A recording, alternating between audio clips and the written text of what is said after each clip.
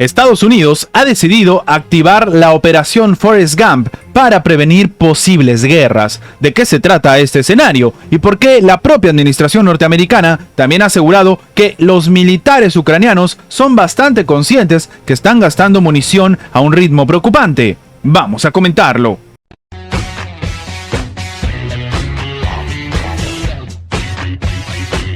La escasez de reclutas de la Marina de Estados Unidos precisamente ha tenido que obligar a este país y sobre todo a la Casa Blanca a activar la denominada Operación Forrest Gump, un proceso similar al experimentado durante la Guerra de Vietnam, cuando el número de alistados en el ejército estaba bajo de los mínimos. Esto es algo que está sucediendo en este momento. Ante la situación actual, con una buena parte de los militares norteamericanos destinados a los países de Oriente Medio, el ejército ha reducido drásticamente los requisitos para que puedas ingresar a la Armada en previsión de posibles conflictos armados. En este sentido, la Marina ha eliminado el requisito de la educación para los aspirantes, cuando en condiciones normales, todo aquel que quiera alistarse en el ejército debe contar al menos con un título de educación secundaria. Y sí, sin embargo, en este caso la condición interpuesta no es otra que tener al menos una nota igual o superior al 50% de la prueba de calificación de las Fuerzas Armadas.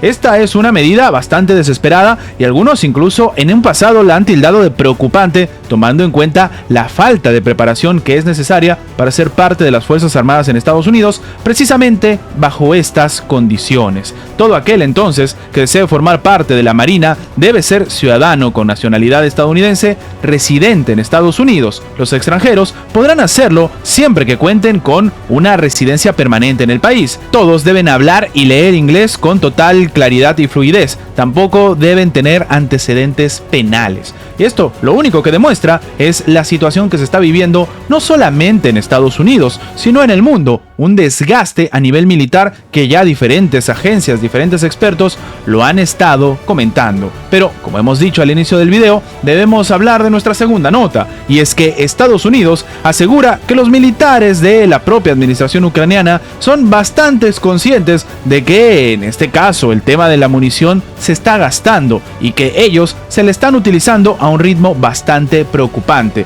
Y es que sí, el portavoz de la Seguridad Nacional de la Casa Blanca, John Kirby, ha asegurado que los militares ucranianos son conscientes de que están básicamente quedándose sin municiones y, en este caso, están tomando duras decisiones sobre los proyectiles que van a utilizar en cada momento ante la escasez que sufren si, por ejemplo, se sigue manteniendo este complicado escenario en el Congreso estadounidense que no está aprobando nuevos fondos de ayuda para la administración en Kiev. Y es que, de manera literal, lo que ha dicho el funcionario es que están utilizando sobre todo misiles de medio y largo alcance para la defensa aérea a un ritmo que les preocupa, y los rusos se dan cuenta. Él quiere decir, parte de la táctica aquí es lanzar fuego al cielo, sabiendo que los ucranianos van a tener que lanzar fuego de vuelta y que no hay un flujo constante o fiable de respaldo para las capacidades de defensa aérea, ha terminado declarando Kirby durante la rueda de prensa. Ahora, él dice que saben a ciencia cierta que algunos de sus comandantes en el campo de batalla están tomando decisiones difíciles sobre cuántas municiones van a disparar en un día determinado contra un objetivo determinado y cuántas tienen que guardar. Así que están en una posición muy complicada, ha terminado añadiendo el propio portavoz. Ahora, él mismo ha confirmado que en el campo de batalla las tropas ucranianas están experimentando una pérdida de ciertos tipos de munición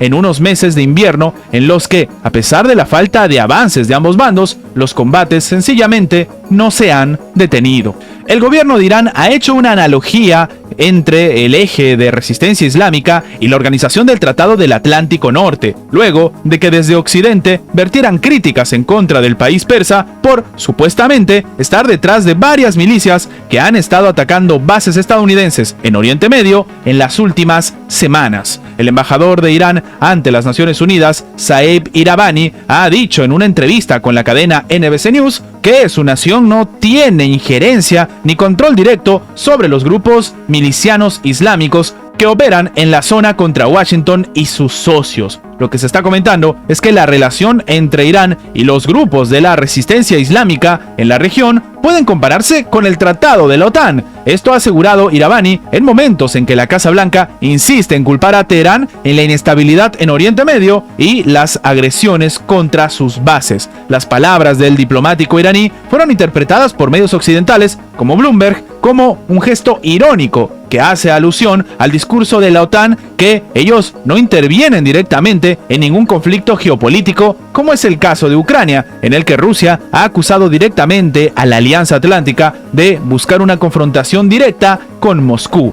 La administración de Biden ha señalado a Irán, sin ningún tipo de pruebas, todo se ha dicho, de estar detrás de las actividades de grupos armados como Hezbollah, Ikaib Hezbollah, Hamas y los hutíes de Yemen, los cuales han ingresado en diferente medida en una confrontación contra las tropas de Israel, contra las fuerzas estadounidenses y también contra los propios aliados de estos, como es el caso del Reino Unido. Desde el 3 de febrero, el ejército de Estados Unidos está atacando distintos puntos en Siria, en Irak y en otros países de Oriente Medio, en represalia a lo que sucedió precisamente en un ataque contra una base de Estados Unidos en Jordania, que terminó lastimosamente con la vida de 3 soldados estadounidenses y decenas de heridos, según ha dicho el propio Pentágono. Y es que el presidente Joe Biden ha advertido en días pasados que la respuesta de su país no durará un día y sucederá en los momentos en que la Casa Blanca lo considere adecuado. El hecho de que digan que esto no va a durar un día, sino que es algo permanente, demuestra el complicado escenario que se está viviendo en esta parte del mundo, pero también demuestra cómo se están lanzando injerencias y diferentes acusaciones contra Irán, pero de momento no hay algo palpable. Y es que claro, el escenario es complicado porque si Estados Unidos termina atacando Teherán, estaríamos en un escenario en el cual tal vez la comunidad internacional, sobre todo el grupo de los BRICS, recordemos que Irán recientemente se ha unido a ellos, y evidentemente los aliados de Irán podrían responder. Esto sin tomar en cuenta las acusaciones que durante tanto tiempo se han hecho de que Irán tiene, en este caso, ojivas nucleares, las mismas que se han hecho contra Israel precisamente. Y si esto termina ejecutándose de esta manera, podríamos estar en un conflicto a gran escala a niveles insospechados. De momento, lo que está comentando el propio gobierno de Irán es que ellos no son los responsables, pero tienen una fuerza que los avala. Antes de terminar, los invitamos a que se hagan miembros del canal para que, además de tener acceso a la pestaña de comunidad donde publicamos muy a nuestro estilo las diferentes situaciones que suceden en la geopolítica actual con diferentes artículos y, como siempre, sin seguir ninguna agenda como hacen algunos medios tradicionales, también van a tener acceso previo a poder ver los videos antes de su publicación en las horas normales, en una forma de agradecerles a todos los que hacen posible el mantenimiento de este proyecto. De nuevo, por solamente $1.99 tienen estas ventajas en forma de agradecimiento por apoyar a mantener este proyecto. Sin más que agregar, nos vemos en la próxima.